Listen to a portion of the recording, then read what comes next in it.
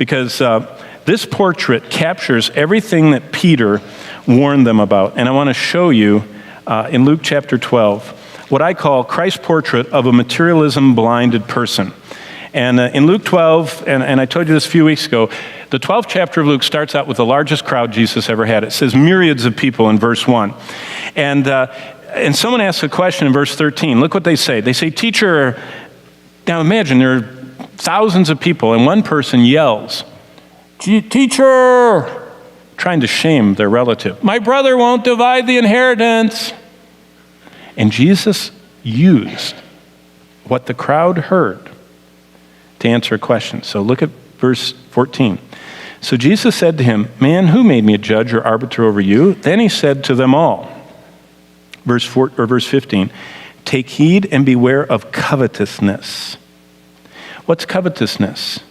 It's what I'm also calling materialism, that one's life does not consist in the abundance of the things he possesses. Materialism says your life is better if you have this and this and this and more and more and more.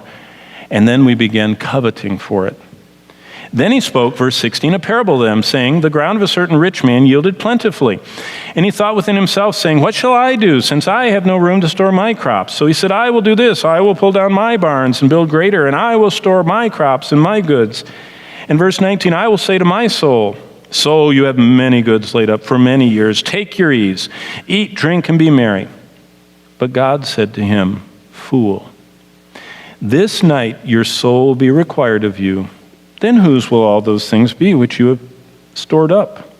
Verse 21, 'So is he who lays up treasure for himself and is not rich toward God.'" Whoa. That man was blinded by materialism. He was successful, and there's nothing wrong with success. In verse 16, he was diligent. He was looking at space and storage needs. In verse 17, he was conservative. He didn't blow it. He saved it. I mean, he was the quintessential thrift, you know. And verse 19, he was a retirement planner, and we all need to think about winter. You know, the danger was not what he was, but what he wasn't.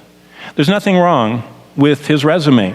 The problem was not his success, it was not his diligence, it wasn't his conservatism, it wasn't his careful planning for the future. All those elements are good and wise. The danger was not what he was, but what he wasn't. What's absent from the story is God. God is absent. He left God out of his thoughts. Look at verse 16 and 17. He thought within himself. He didn't think, what did God say? What does his word say? What does God want? Secondly, he left God out of his plans in verse 18. You notice how many times? 11 times. It's the possessive pronoun. I, my. It's just so much. It's personal planning. God's not in it. He left God out of his future dreams in verse 19. What did he dream of? Taking his ease, eating and drinking and being merry.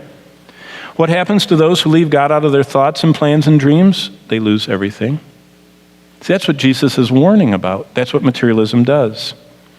Well, then verse 22, he says, "So is he who lays up treasure for himself and is not rich toward God." What is rich toward God? It has two elements, and I want to close with these thoughts. First of all, it has divestment. Divestment means that you transfer the ownership of everything back to the rightful owner. All I have has come from God. I was not even in existence till God allowed me to be and gave me an immortal soul and allowed me to come into this world. So I divest me ever thinking I own anything. It all belongs to him.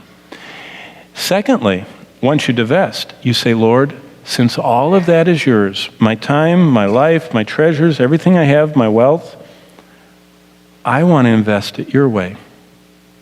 Divesting the ownership and investing everything in my life for his glory.